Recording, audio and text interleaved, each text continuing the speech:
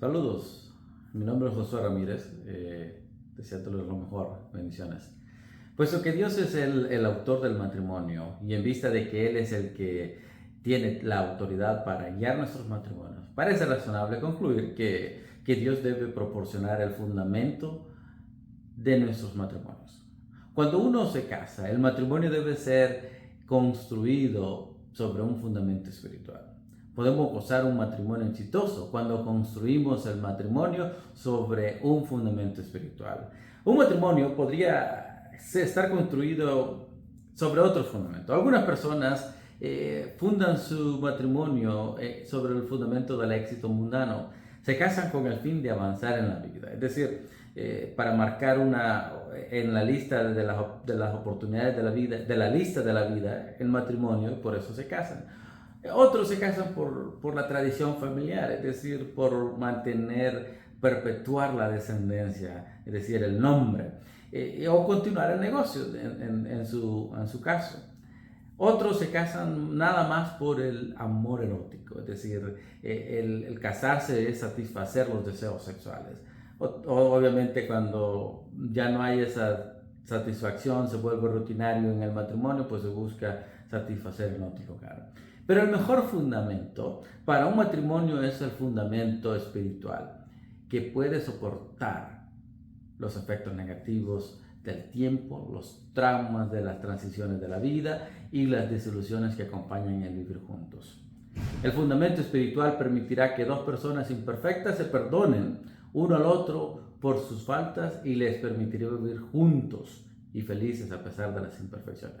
El fundamento espiritual logra eso.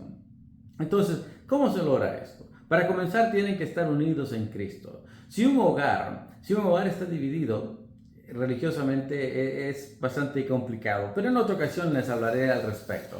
Pero en esta ocasión quiero hablarles acerca de cómo estar unidos en Cristo. Obviamente sería mucho mejor si la pareja espiritualmente es una. Jamás es buena idea que el cristiano se case con alguien de fe diferente, es decir, que cree en otras cosas. Entonces, ¿cómo es esto? Que lean y sigan la Biblia, la palabra de Dios. La Biblia enseña que hay que creer en Cristo, entonces tienen que creer en Cristo, como lo dice Juan 8:24. Deben arrepentirse de sus pecados, como lo dice Lucas 13:3 y allá en Hechos 17:30. Confesar en Cristo, confesar su fe en Cristo, como lo dice Mateo 10:32 y Romanos 10:9 y 10. Deben de bautizarse para el perdón de los pecados, como lo declara allá en Hechos 2:38 y Marcos 16:16. Deben obedecer los mandamientos y serán salvos y serán añadidos a la iglesia, como lo dice Hechos 2:47. El Nuevo Testamento describe a la iglesia que Jesús edificó. Mateo 16:13 al 20 y en Efesios 6:23 al 25 nos habla acerca de cómo Cristo, cuál es la iglesia que Cristo edificó. Deben ser miembros activos de esa iglesia, así complacerán a Dios y bendecirán a sus hijos y ayudarán a su matrimonio a tener éxito. Entonces, eso es lo que me refiero a fundamentarlo en Cristo. Ahora, después de fundamentarlo en Cristo, hay que vivir como cristianos. Si están unidos en Cristo y decididos a construir su hogar sobre un fundamento espiritual, entonces deben de tener la vida y vivir la vida como cristianos. ¿Qué quiero decir con esto? Tanto el marido como la esposa tienen que hacer todo lo posible para ser personas espirituales. Esto es ser personas que viven como Dios desea que vivan. Si dos cristianos están esforzándose en la medida de sus posibilidades para vivir como cristianos, entonces el matrimonio debería ser exitoso. Oiga bien, debería ser exitoso.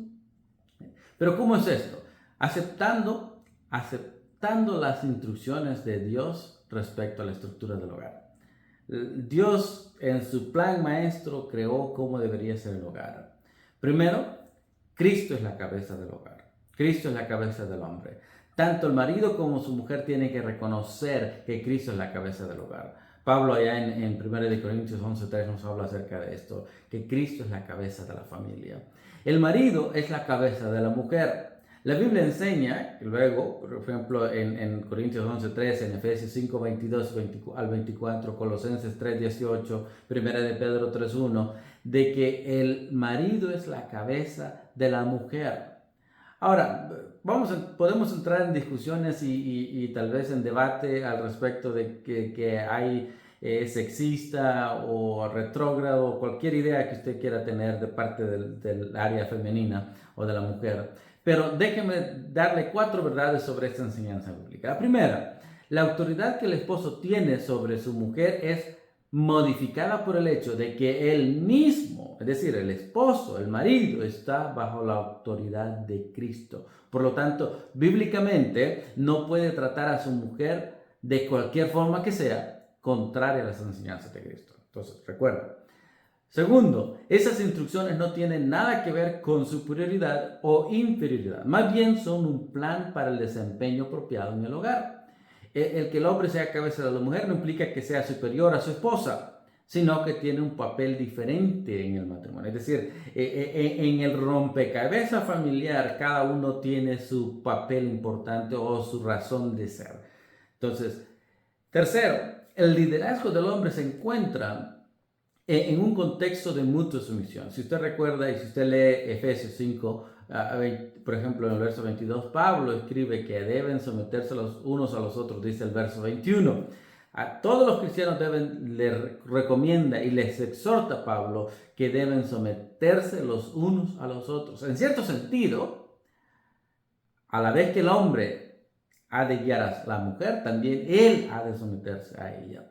Entonces, esa es la tercera verdad bíblica que enseña acá. Y la cuarta, el liderazgo del hombre viene acompañado del requisito. Dice el requisito de amar a su esposa tanto como a sí mismo como a su propio cuerpo. Y ya de amarla tanto como Cristo amó a la iglesia. Dice Efesios allá en el capítulo 5, versículos 25, 28 y 33. Es decir, el requisito de amarla es el esencial ahí y el parámetro es como Cristo amó a la iglesia, que dio su vida por ella, se entregó por ella incondicionalmente. Entonces tenemos esas 4 verdades bíblicas ahí. Los hijos deben obedecer a sus padres. La Biblia enseña que los hijos tienen que ser obedientes a sus padres. En Efesios 6, 1 al 3 nos habla acerca de esto. Entonces, el esposo y la esposa deben estar tratando de construir su hogar sobre el fundamento de Dios y su palabra, que tienen que rechazar cualquier otra cosa que venga en contra de eso y los hijos obedecerla. Reconozcan, entonces debemos reconocer que deben construir su hogar sobre Cristo. La iglesia tiene que jugar un papel importante en su matrimonio. La importancia de la iglesia para sus vidas en pareja mostrará la cantidad de tiempo que dedican para ella y la cantidad de recursos materiales que ponen a disposición y la cantidad de talentos que usen para promover la iglesia. Entonces, hacer el hogar, entonces hay que asegurarnos de ser un hogar, un lugar donde se glorifica a Dios y se enseña la Biblia. El hogar tiene que tener volverse esa institución religiosa. La fe se obtiene y se enseña en el hogar. No hay en otro lugar que es donde se pueda enseñar y obtener la fe, que es en la casa. Entonces, es importante que para tener matrimonios exitosos, es importante tener a Cristo, fundamentarlo, nuestra vida cristiana en Cristo y darle prioridad a la oración. La familia ora y adoran juntos, se lee y se enseña la Biblia juntos. Las interrogantes morales se contestan al buscar las respuestas de la palabra de Dios, las actividades de la iglesia se les da prioridad sobre los demás. Entonces la familia busca a entregarse a Cristo en todo el sentido de la palabra. Entonces, cuando se le da prioridad a los objetivos espirituales, entonces esto va a determinar el rumbo de nuestro hogar. Cuando usted se casa, tendrá una serie de objetivos, cualquiera que sea, pero el primordial debe ser el espiritual. Así es, todo cristiano tiene que estar buscando un cónyuge que le ayude a llegar al cielo. Toda esposa tiene que estar buscando un esposo, obteniendo o Todo esposo debe buscar y convertirse en el esposo que lleve a su esposa al cielo. Y toda esposa debe ser y debe convertirse en la esposa que lleve a su esposo al cielo.